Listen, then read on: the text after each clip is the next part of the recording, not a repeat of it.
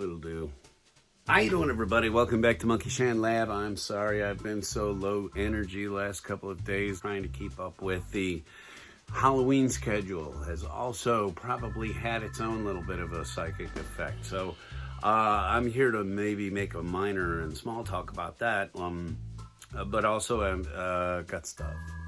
I got stuff. I'm going to show you the stuff so that I can segregate the stuff, open the stuff, get less airspace from the stuff that's around the stuff, and also integrate the stuff into places that the stuff needs to go. But right now it's too big. I picked up one of these. This is Matchbox puts out these Sky Busters.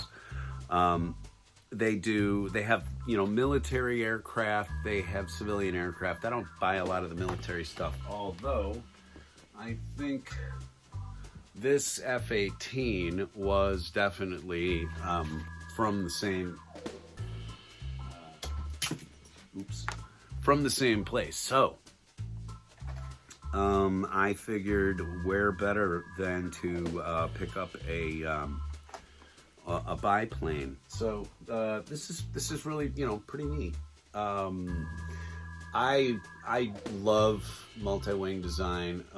If you've been a long time watcher, you remember the wood build of the triplane, which I really enjoyed, and that's now hanging up in the air, and I will probably find the balance point on this and have it hanging amongst all the rest of the aircraft that I've got kind of buzzing over my head constantly.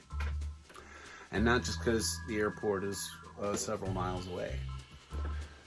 Not that the Salem airport is all that busy, it's just where the National Guard does their things. I will not waste a lot of time opening these. You know what these are by now. This is some of the Bakugan that I picked up the other day at Ross.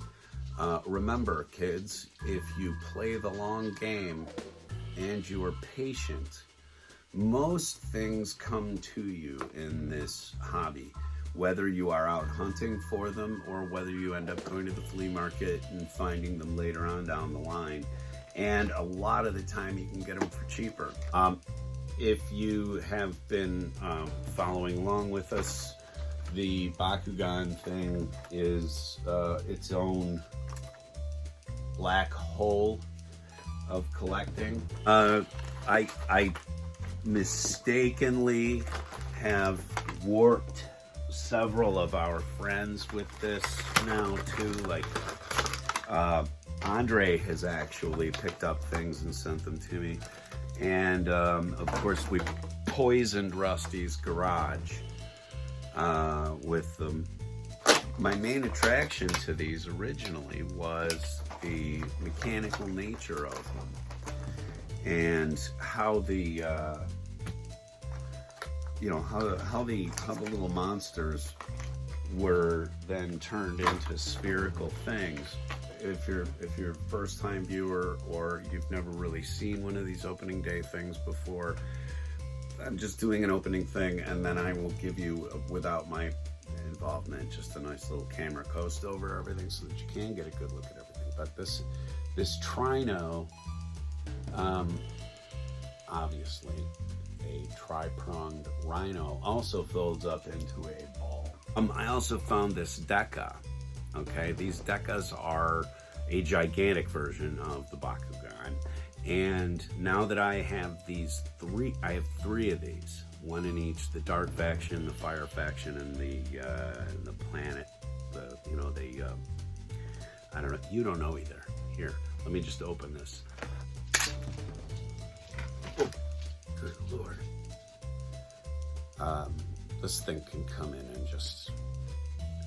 And the point value on this, if you are hip to the whole thing, I'm trying to find where it is.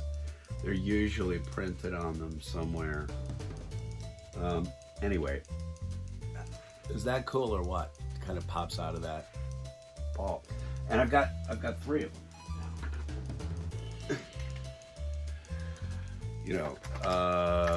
This one is the Earth, the green faction, obviously. All right, that's enough of Bakugan, okay? No more of that, I promise. I promise. do something else. Here's a little look behind also producing a toy channel. When I take stuff out of the package, it's like I drop the stuff and it magically goes away, right? You're watching TV, there's a lot of magic here. It's just, it goes away. No, it doesn't. And this, honest to gosh, that's one show right there, just so far. And there's some Stacy Keebler stuff in here. Did you see me open the Stacy Keebler? And well, the biplane thing. Mostly this is like Stacy Keebler in here. And that's all Stacy. So, and that's just what I produced just right here, separating the cardboard out from the clamshell.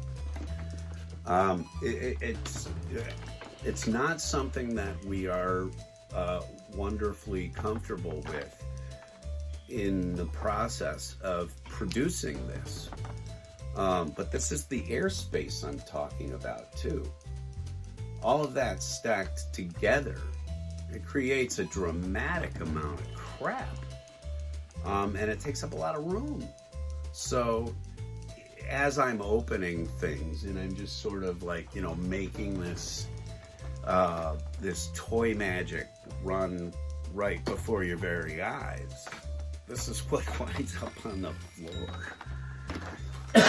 And then two, in the trash, because a tremendous amount of it is no longer considered recyclable plastic in our area. And they fine you for it for putting it into your recycling bin. So, you know, and because believe me, I tried. I've tried to sneak this shit in there. I've tried to, you know, you guys must have a better way of dealing with this than I've thought about remelting it. I've thought about melting it down. That's not a good idea. That changes the chemical structure. So don't do that.